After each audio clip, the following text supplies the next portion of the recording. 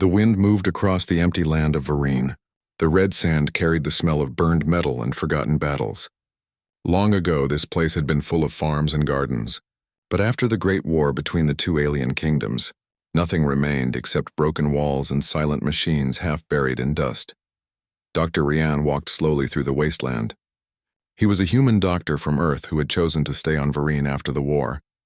Most humans had gone home once the peace treaty was signed, but Ryan stayed because people were still sick and hungry. He believed that a healer's work was not finished when the fighting ended. He carried a small bag filled with medicine, a water flask, and an old scanner that could read life signs. The device made soft beeping sounds as he moved through the quiet valley. Every few steps he stopped to check it. The screen showed faint readings ahead, something alive. He frowned. No one was supposed to live this deep inside the ruined zone. The sun was setting, turning the sky orange and violet. Ryan pulled his coat tighter as he followed the scanner signal. His boots made light marks on the sand. Soon he saw a narrow path leading toward the hills. At the end of the path stood a hut, half broken, its roof leaning to one side. Smoke rose weakly from a hole in the top. He hesitated. The place looked unsafe, but the life signs were strong now. Someone was inside. He moved closer, careful not to make noise. The door was made of wood mixed with metal plates, and part of it was hanging loose. He knocked gently. No answer came. Only the soft sound of wind moving through cracks. "Hello," Ryan called. "Is anyone here?" "I'm a doctor." He waited. Then a faint cough came from within, small and weak. He pushed the door open. The air inside was warm and smelled of smoke and herbs. Dust floated in the dim light from his wrist lamp. On the floor lay a thin blanket, a small cooking pot, and some broken containers. Near the corner, a figure sat against the wall holding something close. Ryan raised his lamp and saw a woman with silver-colored skin and long dark hair. Her eyes reflected green in the light. She looked tired but alert, her arms wrapped protectively around a child. When she saw him, she pulled the child closer and whispered in a voice filled with fear, "Go away, human. You do not belong here." Ryan stayed where he was. He lowered his lamp so the light would not frighten her. His voice was calm and gentle. "I am not here to harm you. I saw the smoke. I came to help." The child coughed again. Ryan stepped a little closer. "Your child is sick," he said. "Please let me look." The woman shook her head. "Humans bring death to my kind. Leave now." Ryan did not move back. He placed his bag on the floor slowly and opened it to show clean bandages and small medicine tubes. "I am a healer," he said softly. "I do not bring death. I bring care." For a long moment, neither spoke. Only the child's breathing filled the silence. Then the woman's shoulders sank. Her face showed both fear and exhaustion. "He is burning with fever," she whispered. Ryan took that as permission. He walked closer and knelt beside them. The child was very young, maybe 4 or 5 years old, with small ridges on his forehead, a mark of the Varine royal bloodline, though Ryan did not know it yet. The boy's skin was pale and his lips dry. Ryan checked the pulse and temperature. "He needs water and rest. His infection is spreading." He mixed some powder into water and held it out. "This will lower the fever." The woman watched his every move, ready to pull back if he tried anything wrong. But Ryan's actions were gentle, his eyes steady and kind. She allowed him to touch the boy's wrist to feel the heartbeat. After a few minutes, the child's breathing began to calm. Ryan smiled slightly. "Good, he will be better soon." The woman looked at him closely. "Why would a human doctor help us?" Ryan cleaned his hands and packed his tools. "Because life is life," he said. "Pain is the same in every being." She lowered her gaze. "You speak strange words for a human." Ryan did not reply. He looked around the hut. It was built from mixed materials, probably after the war. There were holes in the walls, a broken screen, and dried plants hanging from a rope. He saw signs that someone had lived here a long time in hiding. He poured some of his own water into a small cup and handed it to her. "Drink. You both need strength." The woman took it silently. The child stirred and whispered something in their own language. Ryan did not understand, but the woman smiled faintly. It was the first soft look he had seen on her face. Night settled outside. The air turned cold. Ryan lit a small heat stick and placed it near them. The soft orange glow warmed the space. "You should rest," he said. "I will stay until morning to make sure the fever does not return." The woman hesitated again, then nodded slightly. She kept the child in her arms and leaned back against the wall. Ryan sat near the entrance, his back to the door, keeping watch. He could hear the wind outside and the slow breathing of the child. As he waited, he thought about the long months he had spent on this planet. He had seen destroyed towns, empty schools, and hospitals turn to dust. Yet in this small ruined hut, life still held on. He felt that if he could save even one more being, maybe the universe still had a chance to heal. After some time, the woman spoke again. "What is your name, doctor?" "Ryan," he answered. "And yours?" She paused before replying. "Mira," Ryan repeated it softly. "Mira, it is a beautiful name." She did not reply, but her eyes softened slightly. The hours passed quietly. Once the child began to shiver, Ryan placed his coat over him. The boy's small hand clutched the fabric even in sleep. Near dawn, the scanner on Ryan's wrist gave a small signal. He checked it and frowned. There were faint readings outside, movement not far from the hut. He turned the lamp low and looked through a crack in the wall. Nothing visible, only the empty red sand glowing under early light. He told himself it might be a small animal. Still, he kept alert. When the first sunbeam entered the hut, he checked the child again. The fever had gone down. He smiled and turned to Mira. "He will wake soon. Keep giving him water. His strength will return." Mira looked at her son with relief. "You saved him." Ryan shook his head. "He fought. I only guided his body to heal." She looked at him again, her green eyes shining with new understanding. "Humans destroyed many of our homes," she said quietly. "But today a human saved mine." Ryan's voice stayed calm. "War makes monsters out of all kinds. Peace must begin with one act of kindness," she nodded slowly. For the first time, she seemed less afraid. He stood and stretched his arms. "I will bring more medicine later. You should stay hidden until the patrols stop searching this area." Her expression changed. "You know about the patrols?" "I have seen their drones," Ryan said. "They pass near the valley every week. I will make sure they do not find this place." Mira studied him for a long time. "You should not risk yourself for us," he smiled lightly. "A healer's risk is part of the duty." She gave a small nod and held the child close again. Ryan stepped outside. The morning air was cool, and thin clouds moved across the sky. From the hilltop, he could see the endless red plain. Somewhere beyond it were villages trying to rebuild, people starting again after years of war. He took a deep breath and began walking toward his camp. His heart felt lighter than it had in months. Behind him, inside the hut, Mira watched through the crack in the wall. She looked at the direction he went and whispered softly to her child. "He is different from the others. Maybe hope still lives." The child slept peacefully in her arms, his fever gone. Far above the hills, a drone moved slowly across the sky. Its sensors picked faint heat patterns near the ruins. The machine turned, scanning. For now, it saw nothing but empty ground. Ryan continued his walk, unaware that his decision to help had already tied his fate with the hidden princess and her child. The world of Varine was about to change again, and the first step had begun inside a ruined hut where compassion met fear and turned it into trust. Morning light touched the quiet land of Varine. The red sand looked softer under the early sun. Dr. Ryan walked back toward the small hut carrying a bag filled with medicine, clean cloth, and food he had gathered from his camp. He had thought about Mira and her child all night. He wanted to make sure the boy's fever did not return. The path was long and silent. Only the sound of his boots and the wind filled the air. When he reached the hut, he knocked gently. "It is Ryan," he called. Inside, Mira looked up from where she sat beside her son. The boy slept peacefully, his breathing calm. She stood and opened the door a little. When she saw Ryan's face, she stepped aside. "You came back," she said softly. Ryan smiled. "I said I would." He entered and placed his bag near the floor. The small fire from the night before had burned low, but the air inside was warm. Mira poured water into a metal cup and offered it to him. It was a quiet gesture, but it carried trust. "How is he?" Ryan asked, kneeling beside the boy.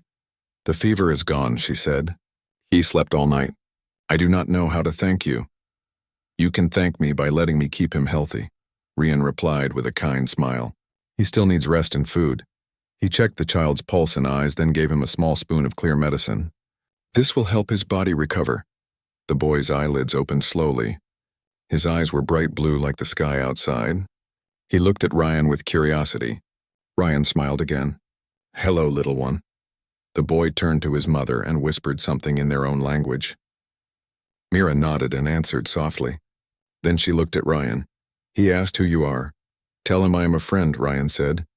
A friend who brings health? Mira repeated the words to her son. The boy smiled a little and closed his eyes again. Ryan sat back. He will be fine now. But you must also take care of yourself. You look tired, Mira lowered her eyes. I have been moving from place to place for months. Food is not always easy to find. The night air is cold and the patrols make it hard to stay in one area for long. Ryan looked around the hut again. You built this yourself? She nodded. I found it after the war. It was an old workers' shelter. I repaired the walls and roof. It is not much, but it keeps the wind out. He studied the broken beams and rough stones. It keeps life safe, and that is what matters. For a while they sat in silence. The sound of the small fire filled the room. Then Ryan spoke again. Mira, I want to ask something. When I checked your son's arm yesterday, I saw a mark on his skin. It looked like a royal crest. Her face grew still. Her eyes met his, sharp and alert. You saw that? Yes, he said calmly. But you do not have to fear me. I do not care about titles or politics. I only wish to understand. Mira looked away toward the window. The sunlight fell across her face, showing faint scars near her temple. That mark belongs to the royal family of Vereen, she said slowly. My family once ruled the northern cities before the war destroyed everything. I am Mira of the House Saren. Ryan felt his breath catch. He had heard that name before. The royal house had fallen early in the war. Everyone believed the princess had died during the last attack on the palace. You are the lost princess, he said quietly. She looked at him, her eyes calm. The world believes I am dead and I wish it to stay that way. If they find me, they will use me again for power. I only want my child to live in peace. Ryan nodded. Your secret is safe with me. Mira studied him. Why do you care so much? You are human. You could leave this planet and forget us. Ryan looked at the child sleeping peacefully. Because healing does not belong to one species. When life asks for help, a doctor answers. That is why I stayed, her voice softened. Your people are not all like you. He smiled sadly. Neither are yours. War shows only the worst parts of both. Mira seemed to think about his words for a long time. Then she said, I believed all humans were cold and selfish. You have made me see differently. Ryan checked his scanner. The reading showed the child's health improving quickly. He will need food with strength, he said. I will bring some grain and fruit next time. You can cook it with water. It will help him grow strong again. You have done enough already, she said. I have done what is right, he replied. The day passed slowly. Ryan helped fix the broken door and patched a hole in the roof with a piece of fabric he carried. Mira watched him work in silence. She was not used to seeing someone help without asking for anything in return. When he was done, he stepped outside to collect dry wood. The air smelled of dust and faint smoke from faraway villages. He gathered what he could and carried it back. Inside, he placed the wood near the fire. Mira spoke quietly. You could have left after helping my child, but you stayed. Ryan shrugged lightly. Maybe it is because I know what loneliness feels like. During the war, I treated soldiers from both sides. I saw them die without family near them. Since then, I cannot turn away from anyone who needs care. She looked at him with new respect. You have seen much pain? Yes, he said. But I have also seen courage. People think courage means fighting. I think courage means staying kind in a world that tries to make you cruel. Her expression softened again. If the world had more people like you, perhaps it would not burn so easily. As evening came, the red sun sank behind the hills. Ryan prepared to leave before dark. I will return tomorrow, he said. Keep the fire low at night. The patrol drones fly higher when the air cools, but their sensors can still catch strong heat. Mira nodded. Be careful on your way back, he smiled. I will. Before stepping outside, he looked back once more. Mira sat beside her son, who was now awake and smiling faintly. The sight warmed Ryan's heart. He looks better already, he said. Mira smiled for the first time. He is better because of you. Ryan walked back through the dry fields. The stars were bright above him. He thought about what she had said. A princess living in hiding with her child, alone in a broken hut, afraid of her own people and the human patrols that still searched the land. He wondered what kind of courage it took for her to survive this long. When he reached his small camp near the riverbank, he entered the tent and recorded the day's notes. He spoke into his old recorder. Patient, child, male, Varine species. Condition improving, fever gone. Guardian shows signs of exhaustion but stable. Continued care required. He stopped for a moment, thinking about Mira's eyes when she said her name. The lost princess of Varine, he whispered. He knew if others discovered her alive, there would be chaos. The rulers of both sides would want her for their own plans. He had to keep her hidden, no matter the risk. The next day, Ryan returned with food and medicine. Mira was outside the hut this time, gathering dried herbs. She turned when she saw him and gave a small smile. You move quietly, doctor. I try not to scare my patients, he said with a grin. Inside, the boy was sitting up, playing with a small wooden toy made from broken sticks. His laughter filled the hut bright and clear. Ryan felt a warmth in his chest. He seems full of energy, Ryan said. Yes, Mira answered. He wants to run outside already. Let him play near the door where you can see him. The air will help him breathe better, Ryan suggested. She nodded and guided her son outside. The boy chased a piece of cloth that flew in the wind. Mira watched with quiet joy. It had been months since she had seen him smile like that. Ryan used the time to clean the small space, remove old ashes, and arrange the supplies neatly. When he finished, Mira returned inside. You do not rest even when you can, she said. He laughed lightly. Doctors never rest. There is always someone or something to fix. Mira sat down near the fire. You are strange for a human, Ryan. Maybe that is why I am still here, he said. She looked thoughtful. The war took everything from both our worlds. Yet here we are, sharing food and words as if peace is possible. Ryan looked at her. Peace starts in small places. Maybe it begins in this hut. Her eyes met his. If only the rest of the world could see it like that. They ate the simple meal together. The child sat between them, smiling. The firelight danced on their faces, two different beings sharing warmth in a broken world. As night came again, Ryan prepared to leave. Mira stopped him at the door. Thank you, Ryan, she said. Not just for saving my son, but for reminding me that kindness still exists. He looked at her and said, Kindness is the one thing the war could not destroy. Keep it safe, princess. She froze for a moment, hearing the title she had long forgotten. Then she smiled faintly. Here, I'm only Mira. He nodded. Then good night, Mira. When he left, the sky above Varine was filled with stars. The sound of the wind followed him as he walked back toward the valley. He did not know that far away. A patrol commander had received strange signals from the area near the ruins. Someone had noticed human tracks mixed with smaller footprints. Inside the hut, Mira sat beside her sleeping child and looked at the door where Ryan had gone. She felt something she had not felt in a long time. Hope. The sun rose gently over the broken hills of Varine. The light touched the sand and turned it gold for a short time before the heat of the day returned. Dr. Ryan walked with careful steps through the dry valley, carrying a box of supplies. Each morning he came to the small hut hidden under the cliffs. It had become a place of peace for him, a small world untouched by war. When he reached the hut, he heard laughter inside. The sound made him smile. It had been a long time since he heard joy like that. He knocked on the door lightly. Come in, Mira called. Ryan stepped inside and saw the boy sitting on the floor playing with small stones, arranging them into shapes. Mira was watching him with a calm smile. Her silver skin shone softly in the morning light that entered through a gap in the roof. He looks better every day, Ryan said as he placed his box on the ground. He is stronger now, Mira said. He wakes early and wants to play all the time. The boy looked up and waved at Ryan. His eyes were bright with life again. Ryan felt a deep happiness inside. It reminded him why he had stayed on this planet. I brought food and some clean clothes, Ryan said. They are simple, but they will help. Mira accepted them with quiet gratitude. You bring us more than food.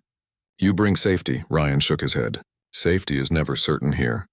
Patrols are still moving in the outer zones. I saw their tracks near the river yesterday. Mira's smile faded. Do they come this way? Not yet, Ryan said. But we must be careful. You should not light strong fires at night. Smoke can be seen from far away. I understand, she said. We will keep the light low. Ryan opened his small scanner and checked the area. No signals near us for now. The place is safe today. He sat down near the fire while Mira prepared water. The child sat beside him, watching with curious eyes. Ryan smiled and gave him a small wooden toy he had made from pieces of old machines. The boy's face lit up with joy. Thank you, Mira said softly. You treat us like family, not strangers. Maybe that is what we need, Ryan said. Less strangers, more family. They shared a quiet meal. The hut felt warm and calm, but Ryan could sense something heavy in Mira's heart. She had spoken little of her past, and he could tell she carried pain. After the child fell asleep, he decided to ask gently. Mira, he said, you told me your name and that you once belonged to the royal house of Vereen. But you did not tell me how you escaped the war. She looked at the small sleeping form of her child and then at the flames. For a long time she did not speak. Then her voice came low and steady. When the war began, I tried to stop it. I spoke to both sides asking for peace, but the council did not listen. They called me weak. They said victory was the only path. Ryan listened quietly. When our enemies attacked the palace, I refused to run. She continued. I stayed to protect the people inside. Many were killed that day. I took my child and fled through the old tunnels beneath the city. My guards died covering my escape. Since then, I have lived in silence. Ryan looked at her with respect. You did what you had to for your child. I did what any mother would, she said. But I have seen what war does. I saw the sky burn. I saw the river turn red. And I saw humans fighting beside our enemies. Since then, I have hidden from all. Ryan spoke softly. Not all humans wanted the war. Some came only to stop the fighting to help both sides. Many of us were doctors or builders. Mira nodded slowly. I know that now. You have shown me another side. He smiled slightly. And you have shown me that courage can look like gentleness. Her eyes met his for a moment, calm and steady. You are not like others I have known, Ryan. You speak with heart, not with pride. Ryan looked away, a bit shy. My teachers always said healing starts with the heart. They shared a small laugh. The sound eased the heaviness in the air. Later that afternoon, Ryan stepped outside to collect plants near the rocks. The scanner on his wrist beeped softly. He checked the screen and frowned. A faint energy trail showed in the distance. It was weak but not natural. It looked like a drone signal. He turned quickly and walked back to the hut. Inside, Mira saw his expression and stood up. What is wrong? Someone was here recently, he said. A machine left a trace. It may be a patrol drone. Her face grew tense. How long before they find us? Not soon, he said. The signal is old. Maybe from last night, but we should be ready. Mira looked around the small room. There is nowhere else to go. Every path I knew is watched. Ryan thought for a moment. If they come, I will speak to them. I can make them believe I was only exploring. They will not suspect a princess is hiding here. She stared at him with concern. You would risk yourself for me and my child? Yes, he said simply. You saved your people once. Now it is my turn to protect you. She said nothing for a while. Her eyes glimmered softly in the firelight. You are brave for a man who says he hates fighting.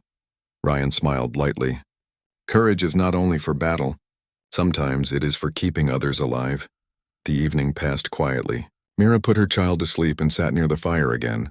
Ryan, she said, if they find me, they will use me to bring back the war. That is why I hide. My name carries danger. I understand, he said. Then your name will stay only between us. Mira looked at him grateful. Thank you. Ryan nodded and stood. I will leave before night grows cold. I will return tomorrow with more water and some energy packs. She followed him to the door. The sky outside was deep blue with stars. The air carried the faint cry of desert birds. For a moment they stood in silence. Then Mira said, When I first saw you, I thought you were my enemy. Now I see you as my friend. Ryan smiled. Then let us keep it that way. He walked away through the sand, his shadow stretching behind him under the moonlight. Mira watched until he disappeared into the distance. Then she closed the door and sat beside her sleeping child. She placed her hand on his head and whispered a soft prayer in her language. Far away on a hill above the valley, a small patrol drone hovered silently. Its camera turned toward the ruins. It sent a short signal back to its command base before fading into the clouds. The next morning, Ryan returned earlier than usual. Mira greeted him with a smile, but he looked worried. We must be careful, he said quickly. I saw drone lights again before dawn. Her eyes widened. They are searching this area. Yes, he said. They are mapping the ruins, but if we stay inside during the day and move only at night, they may not find us. Mira nodded. We will do as you say. Ryan gave her a small map drawn by hand. Here are the safe paths near the cliffs. If something happens and I cannot come, Follow this trail to the cave near the river. There is a hidden chamber inside. You can stay there until it is safe again." She took the map and held it tightly. "I do not know how to thank you." "Just promise me you will stay alive," he said. Her voice was steady. "I promise." For the next few days, they lived quietly. Ryan stayed longer near the hut, pretending to search for herbs while keeping watch. He repaired the broken scanner in the hut and taught Mira how to use it to detect signals. He showed her how to hide heat patterns from drones by using cold stones near the fire. The child grew stronger every day. He played outside in the mornings and brought small flowers to his mother. Mira's smile returned little by little. Ryan felt a strange warmth each time he saw them together. It reminded him of the home he had lost long ago on Earth. One evening, as the three of them sat near the small fire, the child climbed into Ryan's lap and looked at his face with curiosity. "You are not like others," the boy said in his soft voice. Ryan smiled. "Maybe I'm different in the right way," Mira laughed quietly. "He trusts you more than anyone." "I am glad," Ryan said. "He deserves to trust again." Later that night, when the child was asleep, Mira spoke in a thoughtful tone. "Ryan, I do not know what the future holds. Maybe one day I will have to leave this place and rebuild what was lost. If that happens, will you help me?" Ryan looked at her. "If you want peace, I will help you. If you want safety, I will protect you. But if you want power, I cannot," she smiled softly. "I do not want power. I only want a world where my child can grow without fear." "Then I will help you," he said simply. Outside, the wind grew stronger, carrying sand across the valley. The stars were hidden behind thin clouds. The small fire inside the hut burned quietly as two souls from different worlds shared a moment of understanding. Ryan did not know that beyond the valley, the patrol commander had already received the drone's report. The message said that human movement had been detected near an unregistered structure. Orders were given to investigate. The morning sun rose over the broken land of Varine. The sky was pale gold and the red sand stretched endlessly beneath it. Dr. Ryan walked quickly through the valley, carrying a small pack of supplies. Today he needed to check the surrounding areas. The faint signal he saw yesterday had worried him. If the patrols found Mira and her child, they would not understand who they were. When he reached the hut, Mira was outside, collecting water from a small stream nearby. Her child ran beside her, laughing as he chased the little shadows on the sand. Ryan approached slowly, not wanting to startle them. "Good morning," he said. Mira looked up and smiled. "Good morning, Ryan. Did you sleep well?" "I did," he said. "But I saw lights last night. Patrol drones may be closer than we think." Her smile disappeared. She took the child into her arms. "How close?" "Far enough for now," Ryan said. "But it is better to prepare. I will show you a way to hide if they come near." They entered the hut together. Ryan pulled out a small map he had drawn on thin paper. "There is a hidden trail behind the cliffs," he said. "It leads to a cave near the river. The entrance is narrow and covered with rocks. No patrol can see it from the air." Mira studied the map carefully. "And if we go there, we will be safe?" "I will do my best to make sure of it," he said. "But we must act quickly if anyone comes." The child, now sitting on the floor, looked at the map with wide eyes. "Will I see the river?" he asked. Ryan smiled. "Yes, it is beautiful. The water is clear and the stones are smooth. You can play there safely." Mira looked at Ryan with gratitude. "You risk yourself for us every day." "Why?" He shook his head. "Because it is the right thing to do. Someone must protect life. It is what a healer does." She looked thoughtful. "Humans are strange.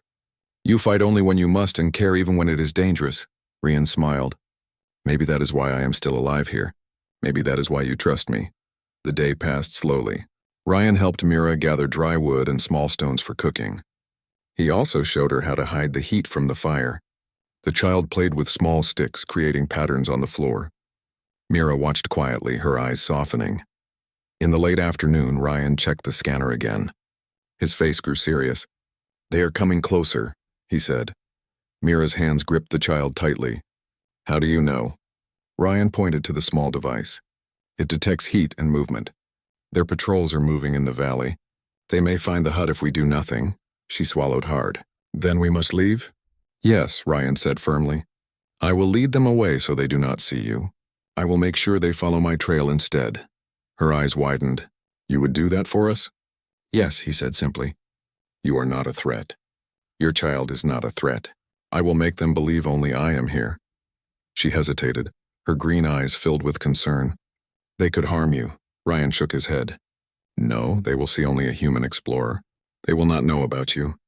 I promise I will return." Mira looked at him and nodded slowly. "Then we must act quickly. Take the child and hide him in the hut until you go."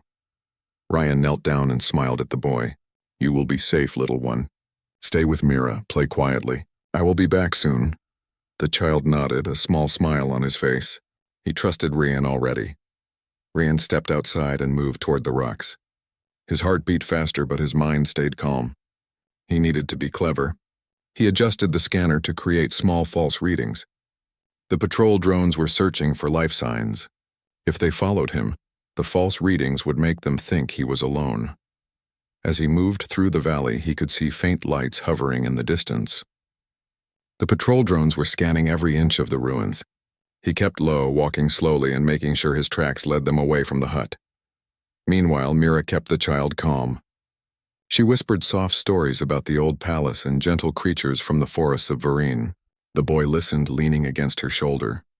The fear that had stayed in their hearts for months seemed to lessen for a moment.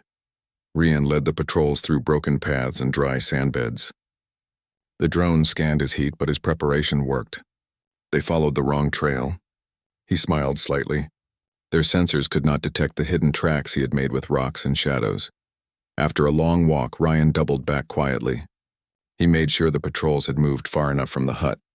Then he returned, hiding behind a hill until he could see the smoke from the small fire Mira had kept alive. When he finally arrived, Mira looked at him with relief. "You are safe," she said. "I am always careful," he said, crouching beside them. The child ran to him and hugged his leg. Ryan knelt and hugged him gently. "Did you stay calm?" he asked. "Yes," the boy said proudly. Mira touched Ryan's arm. "You risked yourself for us. You are brave," he shook his head. "No, I only did what was right. Courage is not in fighting. Courage is in protecting." They sat together near the small fire. Ryan gave Mira a fresh water container and some energy bars. "Eat," he said. "You need strength after all these months." She took the food and ate quietly. Her eyes met his. "If it were not for you, I do not know what would have happened." "You would have found a way," Ryan said gently. "You are strong, Princess. You survived because of your courage and care for your child." Mira looked down, a small smile on her lips. "I have lived in fear for so long. You remind me there is still hope." The child climbed into Ryan's lap again. "Do they come back?" he asked softly. Ryan smiled and stroked the boy's hair. "Not today, and even if they did, we know how to hide. You are safe here." The evening passed with quiet conversation. Mira told Ryan more stories about her family and the palace before the war. Ryan listened closely, imagining the world that had been lost. The child laughed and played with shadows, building little towers with stones. Ryan checked the scanner one last time. The patrol drones had returned to their base. The signals were gone. For now they were safe. Mira looked at Ryan with gratitude. "You are more than a doctor. You are a guardian." "I only do what I can," Ryan said. "It is not about titles. It is about keeping life safe." The child yawned and curled up next to Mira. Ryan made sure the small fire would not be too bright. The warm glow made the room peaceful. For the first time in many months, Mira felt she could sleep without fear. Ryan stood by the door watching the stars. The night air was calm, carrying the faint scent of the desert flowers that still grew near the cliffs. He thought about the patrols and the dangers still ahead. The world was not yet safe, but inside this small hut there was hope. He took a deep breath and looked at Mira. "Tomorrow we will plan the next steps. The child will need more food and stronger medicine. We will also make the trails even safer. If anyone comes near, they will never find this place." Mira nodded. "I trust you, Ryan. You have given us safety and hope. That is more than I expected in this world." Ryan smiled faintly. "Hope is the one thing no war can take away." He left the hut quietly, returning to his small camp. Mira and her child slept peacefully inside. The fire flickered softly, a small light in the vast desert. Far above the hills, the drones circled in silence. The patrols had noticed nothing unusual, but soon the traces of humans and hidden life would draw their attention again.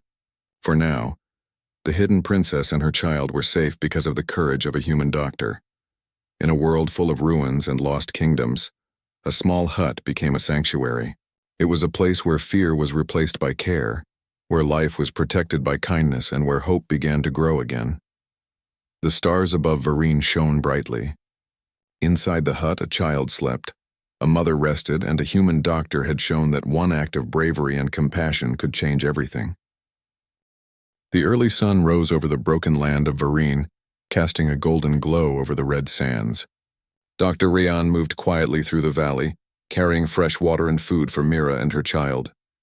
The previous days had been tense, but now the hidden hut felt like a small oasis in a world that had been torn apart by war. When he reached the hut, Mira was outside, tending a small garden she had started near the rocks. The child ran around her feet, laughing as he chased the shadows of stones and flowers. The sight warmed Rian's heart. For months they had all lived in fear. Now there was a sense of calm in the air. "Good morning," Ryan said as he approached. Mira looked up and smiled. "Good morning, Ryan. Did you rest well?" "I did," he replied. "And I brought food for the day." The child ran to him, holding a small flower he had picked. "For you," he said, his voice bright and clear. Ryan smiled and accepted the gift. "Thank you, little one. This is very kind of you." Mira motioned for Ryan to follow her inside the hut. "Come in. We will share the morning meal together." The small room felt warm and lively. The fire flickered gently, casting soft light on the walls. Ryan laid out the food he had brought: simple grains, dried fruit, and clean water. They ate together quietly, enjoying the peace. After the meal, Ryan checked the child's health. His pulse was steady, his breathing calm, and his eyes bright. "He is stronger every day," Ryan said with satisfaction. Mira watched him closely. "You have done more than heal him. You have given us courage. You have shown us that there is hope even in this broken world." Ryan shook his head. "Hope is in you both. I only help it grow." The child climbed into Ryan's lap, holding his hand. "Will you stay today?" he asked. Ryan smiled. "Yes, today I will stay. We will enjoy the quiet together." Mira looked at him with gratitude. "You risk your life every day for us. Why do you care so much?" Ryan's eyes were steady. "Because protecting life is the duty of a healer. It does not matter what species. What matters is that life continues and grows." She studied him for a moment, her green eyes softening. "Humans can be strange, but in the right way. You fight only when you must and care when it is most dangerous." "Yes," Ryan said. "Courage is not only in battle. It is in keeping life safe, in protecting those who cannot protect themselves." The day passed slowly, filled with quiet work and laughter. Ryan taught Mira how to purify water using small stones and herbs. He showed her how to make simple medicine for small cuts or colds. The child played near the fire, building little towers with stones and laughing whenever they fell. By afternoon, Ryan decided to check the surrounding area. "I will move through the valley to make sure no patrols are near," he said. Mira nodded. "Be careful. I do not want to lose you." "I will return," Ryan said firmly. "Trust me. I will make sure no one finds us today." He moved through the red sand, keeping low and quiet. His scanner picked up nothing unusual. The patrol drones had not returned. Still, he prepared a small diversion near the rocks, making it appear that humans had passed in a different direction. If anyone came, they would follow the false path. Meanwhile, Mira and the child worked inside the hut. She showed him how to use small sticks to plant seeds for a garden. The boy laughed as tiny green sprouts emerged from the soil. For the first time in months, Mira felt a sense of normal life returning. When Ryan returned, he brought small gifts from the surrounding area: smooth stones, colorful feathers, and edible herbs. "For the little explorer," he said, handing them to the boy. The child's eyes widened. "Thank you," he shouted, hugging Ryan. Mira watched them, smiling softly. "You are more than a doctor," she said. "You are a guardian." Ryan shook his head. "I only do what I must. True courage is in living, not fighting. You have taught me that as much as I have taught you."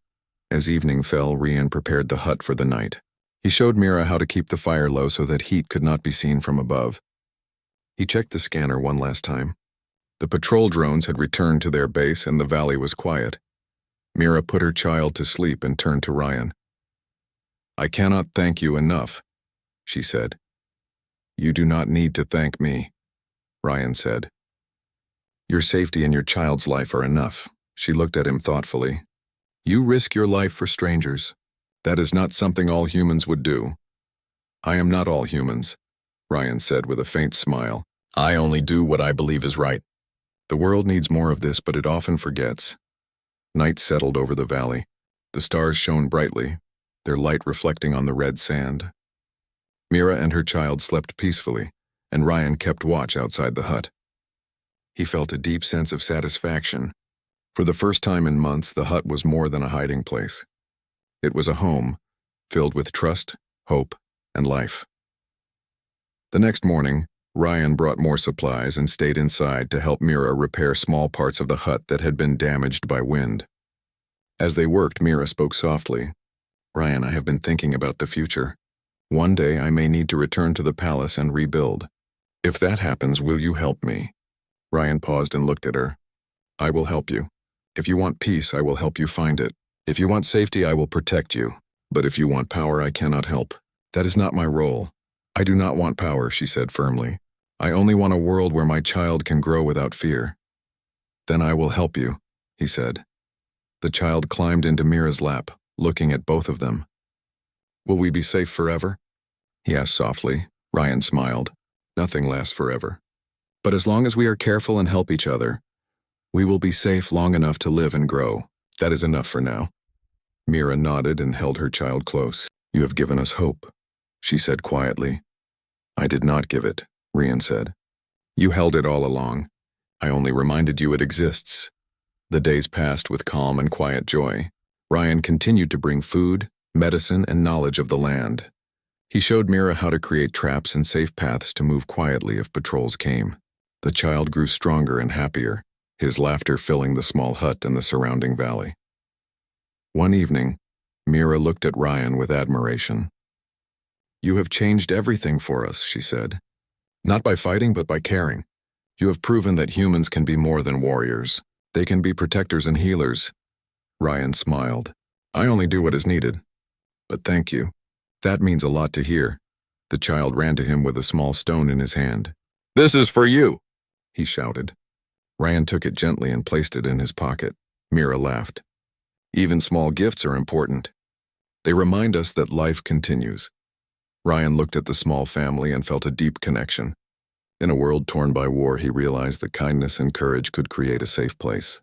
That small hut, hidden in the valley, had become a sanctuary not just for the princess and her child, but for hope itself. As night fell again, Ryan stood outside the hut and watched the stars. Mira and her child slept safely inside. He felt a quiet satisfaction. His mission was not finished, but the first steps had been taken. They were alive, safe, and hopeful. The patrol drones had returned to base, unaware of the human doctor's clever maneuvers.